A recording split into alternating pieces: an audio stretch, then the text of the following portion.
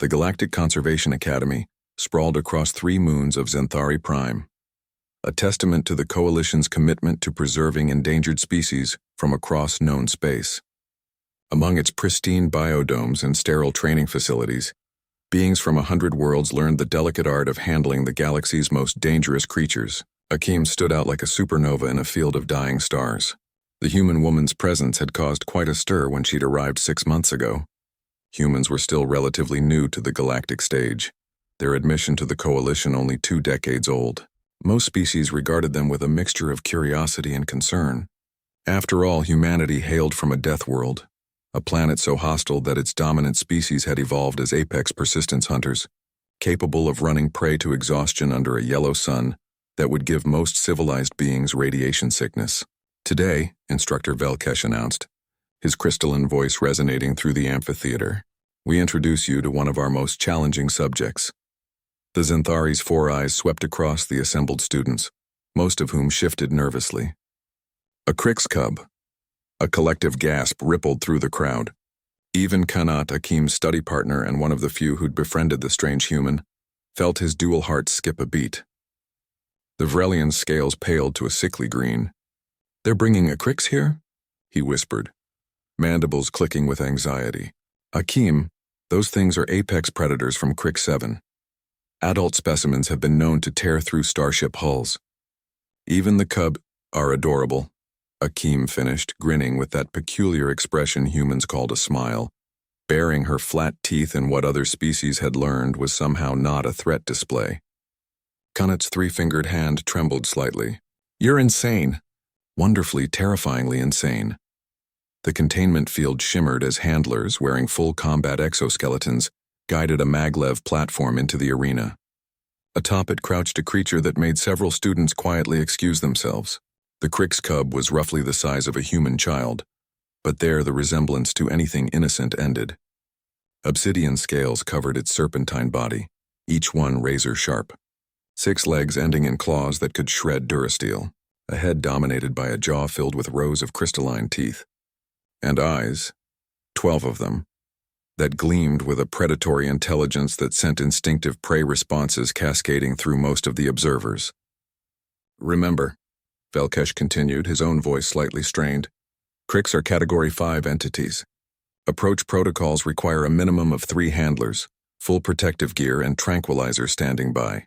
Even cubs possess strength 14 times that of a standard Galactic Union citizen. They are by definition untrainable. We observe them, we study them, but we do not handle them directly. Is that understood?" "Yes, Instructor," the class chorused, all except Akeem, who had gone very still. Kanat recognized that look. He'd seen it before when she'd successfully calmed a panic-stricken Thorian screamer that had sent 5 veterans fleeing.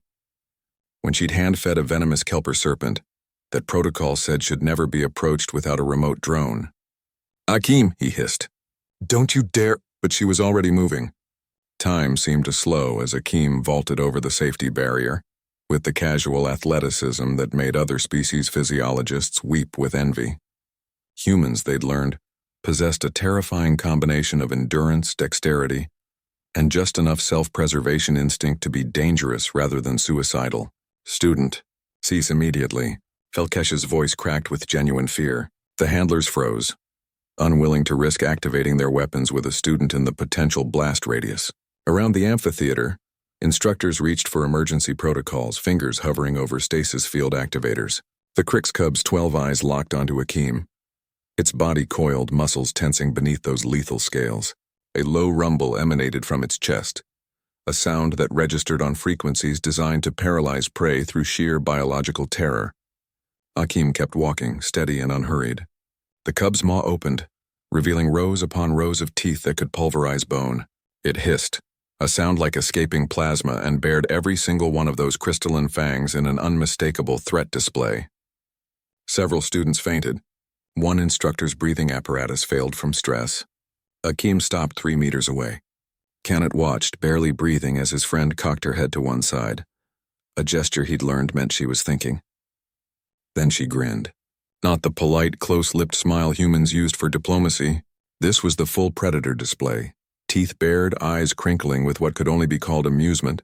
Her body language utterly relaxed despite facing a creature that could disembowel her in seconds. "Nice try," Akeem said, her voice carrying clearly across the silent amphitheater. For a moment, nothing happened. The universe held its breath. Then, impossibly, the Crick's cub's aggressive posture softened. Its eyes blinked in sequence, a gesture that xenobiologists would later identify as confusion. The rumbling stopped. Slowly, cautiously, it lowered its head, nostrils flaring as it scented the air around this strange, fearless creature. Akeem extended her hand, palm up, moving with glacial slowness. "Yeah, you're scary. I get it, but you know what? Where I come from, we had things scarier than you. Some of them we made into pets. Some of them we made into lunch. And all of them learned the same lesson you're about to learn." The cub sniffed her hand, 12 eyes wide with something that might have been curiosity. "Humans don't scare easy, buddy. Nice try, though. Really solid threat display. I'd give it an 8 out of 10. Kanat watched in disbelief as Akeem scratched behind one of the cub's auditory ridges. The creature's eyes began to close in sequence, and that terrifying rumble started again. But this time, xenobiologists would later confirm it was a purr. Velkesh's voice was barely a whisper. "Impossible." "Not impossible," Kanat said, finding his voice and his courage simultaneously. "Just human." As Akeem sat cross-legged on the arena floor, a Category 5 apex predator cub curling into her lap like an oversized, deadly cat, Kanat understood something profound.